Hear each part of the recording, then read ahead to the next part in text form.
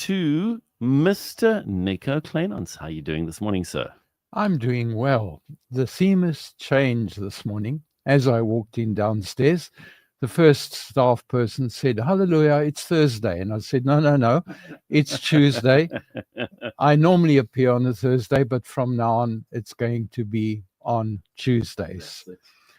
The second one was also confused, but sort of had said, "Okay, it's going to be nice to have you on a Tuesday, but now we've got a whole week still before the weekend." Yeah. Change is important.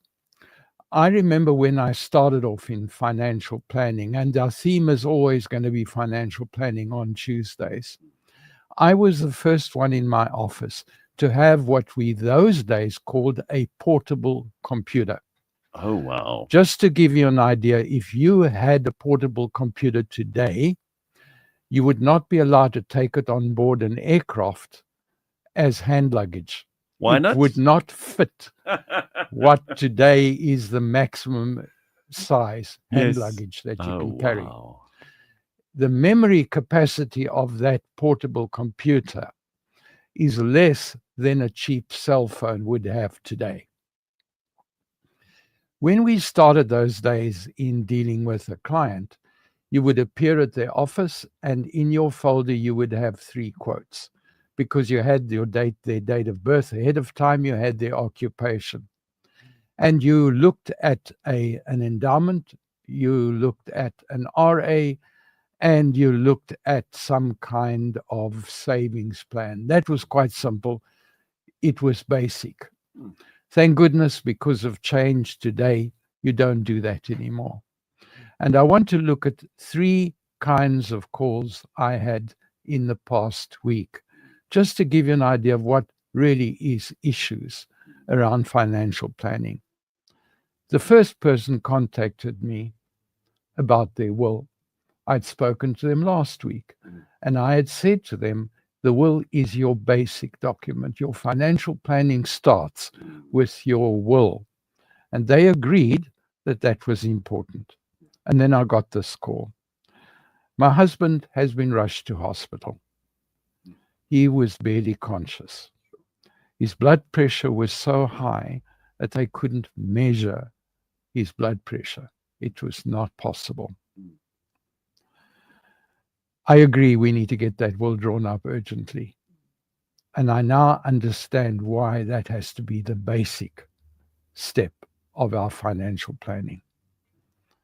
So it's no longer starting off with what is it you've got, but what will happen if. And when we're talking about financial planning, we're going to look at it differently, but it's going to be holistic.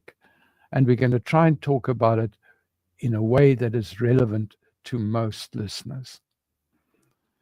The second call I got was from a person who I met when he was in his 20s.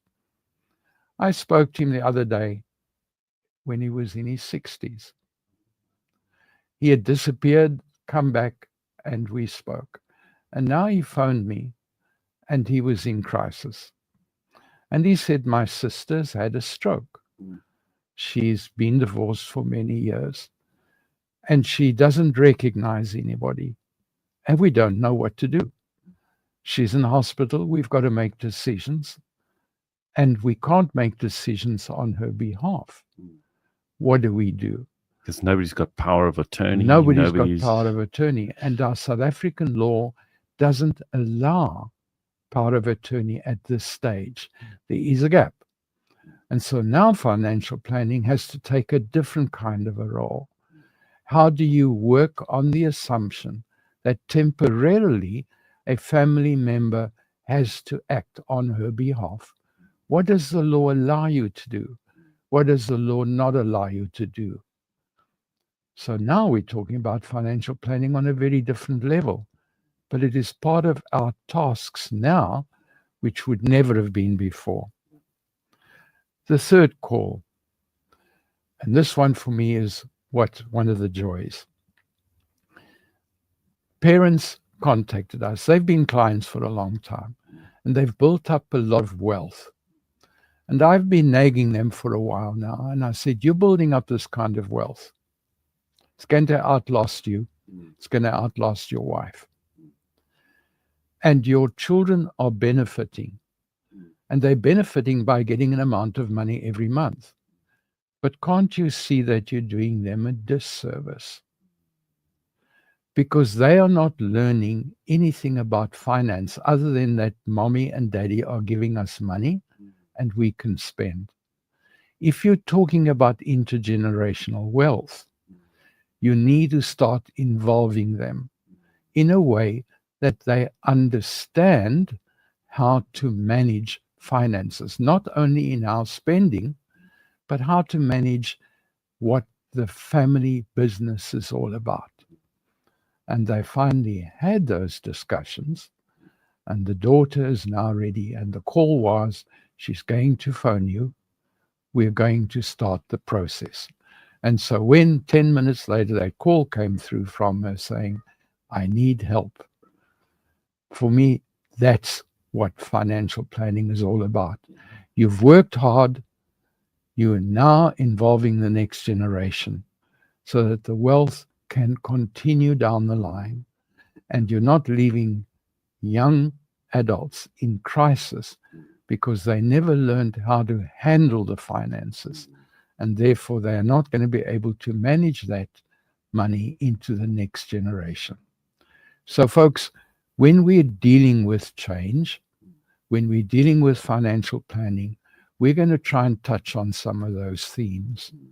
And if you want to add to the debate, then do communicate through questions at northwood.co.za, and we will try and add those themes as we touch on how to make financial planning more relevant and move away from the 1960s, 70s, 80s, 90s, and 20s, so that it becomes more useful to your needs and that of your family. Yeah.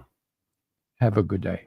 Thank you so much, Nico. Again, that email address, questions@northwood.co.za. You're welcome to drop an email there. And obviously, during this morning show, you can also send us a WhatsApp if there's something specific that you'd like Nico to deal with from a financial planning point of view. You can send us a WhatsApp on our 061 798 1075. Nico Kleynhans is a certified financial planner, and it's such an honor and a privilege to have him here on a regular basis. This is going to be his new spot, folks. So make sure you tune in every Tuesday.